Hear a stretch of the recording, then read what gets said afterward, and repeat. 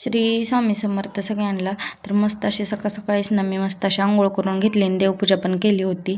आणि लगेचच नाश्त्यात मी आज उपीट बनवलं होतं. गरम गरमच परीच्या पप्पांना खायला दिलं चहा आणि उपीट. त्यांनी कामाला गेल्यानंतर लगेचच मी ओजूला इथं चारत होती आणि परीला पण दिलं आणि मी पण खाऊन घेतलं होतं. आज रथ दुपारी असल्यामुळं लगेचच आम्ही माझ्या मामाची मुलगी आली होती आणि तिच्या 2 मैत्रीण म्हणून आम्ही सगळे रथ बघायला निघालो होतो, पाया पडायला रथाच्या. परीचं पप्पा पण आज लवकर आलं होतं. इथं घोड्याची वरात होती, मागं बँड होता आणि सगळ्यात मागं रथ होता. इतकी जास्त गर्दी होती ना रथाच्या पाया पडायला. मग काय आम्ही पण सगळ्यांनी पायाही पडलो आणि फोटोही काढले आणि एका कडेला येऊन थांबलो. पण ओजूत झोपली म्हणून आम्ही लगेचच घरी आलो. घरी आल्यानंतर काय मग मस्त असं सगळ्यांना चहाही केला, सगळ्यांना चहाही दिला, पेलो सगळेजण.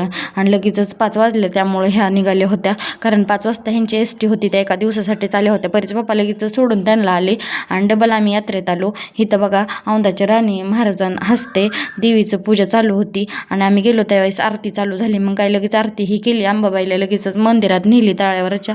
आणि मग आम्ही पण आलो घरी पायाही पडून.